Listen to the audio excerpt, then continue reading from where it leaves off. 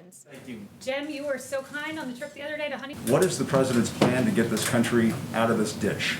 Yeah, this president is the jobs president. This president got us to a place where we had the lowest employment rate in the history of this country, historic lows for Black Americans, Hispanic Americans, the disabled, veterans. As the president has noted, and I think this is right, we had to put a stop to the economy. It was a pause. This wasn't some, economic catastrophe that organically happened.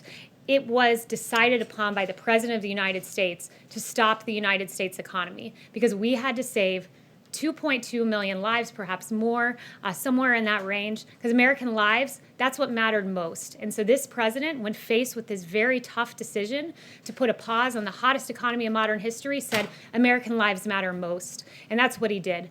And I can tell you this, the president that got us to the hottest economy in modern history, he's done it once, and he can do it again. Hard to believe that this happened in the United States of America. But if Americans aren't comfortable going to restaurants and movie theaters or the beach or whatever, how do you get this economy moving again? What's the plan? I can tell you there's a lot of pent-up demand in this country. There's a lot of people who do want to go out to restaurants, who do want to go out to movies, who do want to go back to their jobs.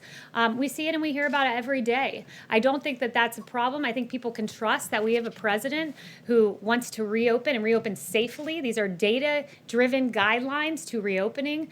The president has those in place, so there's no reason to be concerned because we have a president who always looks at the data, as Dr. Fauci and Dr. Birx have repeatedly noted, by the President of the United States to stop the United States economy. There is a member of the Vice President's team who is positive for coronavirus. We have put in place the guidelines that our experts have put forward to keep this building safe, which means contact tracing, all of the recommended guidelines we have for businesses that have essential workers, we're now putting in place here in the White House.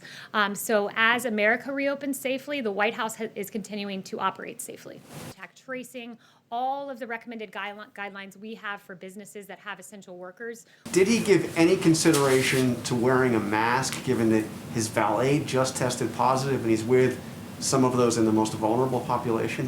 Did he consider wearing a mask while he was with these veterans? Well, this president is regularly tested. This president will make the decision as to whether to wear a mask or not. I can tell you that those veterans are protected. They made the choice to come here because they've chosen to put their nation first. They wanted to be with their commander-in-chief on this momentous day, and it was their choice to come here. And I can tell you that the president always puts the safety of our veterans first and of the American people first. Well, how much exposure has he had to his valet? Can you give us a sense? I can just tell you that we've taken every single precaution to protect the president. The same guidelines that our experts have put in place. We clean the facility. We social distance. We keep people 6 feet away from one another. So we've done every single thing that Dr. Birx and Dr. Fauci have asked us to do, and I can assure the American people that their commander-in-chief is protected.